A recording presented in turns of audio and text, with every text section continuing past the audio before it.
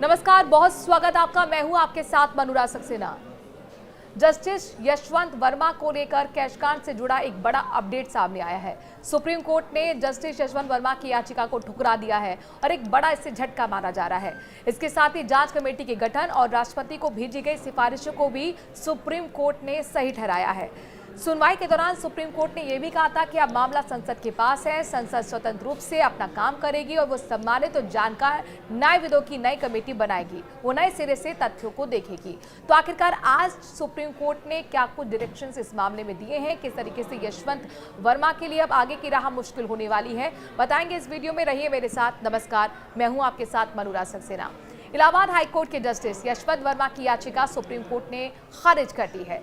Justice Verma ने अपने घर पर कैश मिलने के मामले में जांच के लिए इन हाउस कमेटी के गठन को चुनौती दी थी। साथ ही उन्हें पद से हटाने की चीफ जस्टिस ऑफ इंडिया की सिफारिश का भी विरोध किया था, लेकिन सुप्रीम कोर्ट दोनों ही बातों को कानूनी रूप से सही कहता हुआ नजर आया है।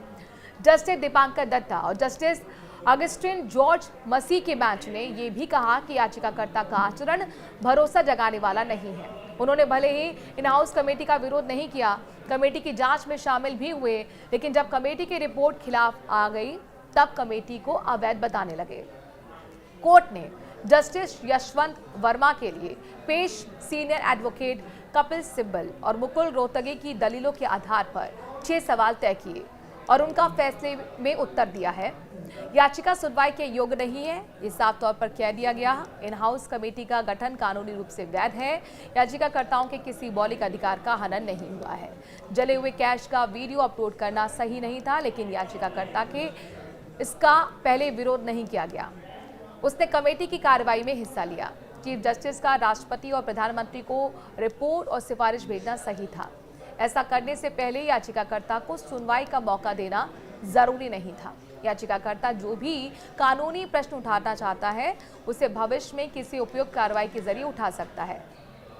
तो ये तमाम बातें आज सुप्रीम कोर्ट की तरफ से कही गई हैं। ध्यान रहे कि सुनवाई के दौरान जजों ने यह भी कहा था कि अब मामला संसद के पास है, संसद स्वतंत्र रूप से अपना काम करेगी, वो सम्मानित और जानकार न्यायविदों की नई कमेटी बनाएगी, वो नए सिरे से तथ्यों को देखेगी। मामला क्या है ये आपको समझना जरूरी होगा और इसके लिए आपको मार्च का रुख करना होगा। यानी कि 14 मार्च 2025 को जस्टिस यशवंत वर्मा के दिल्ली के घर पर आग लग गई थी।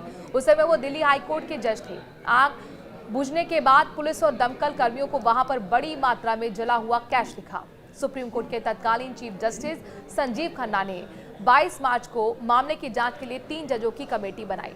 कमेटी ने 4 मई को सौंपी रिपोर्ट में जस्टिस वर्मा को दुराचरण का दोषी कहा और 8 मई को चीफ जस्टिस ने रिपोर्ट राष्ट्रपति और प्रधानमंत्री को भेजी और कार्रवाई की सिफारिश की गई। एफआईआर की मांग भी खारिज हो गई है।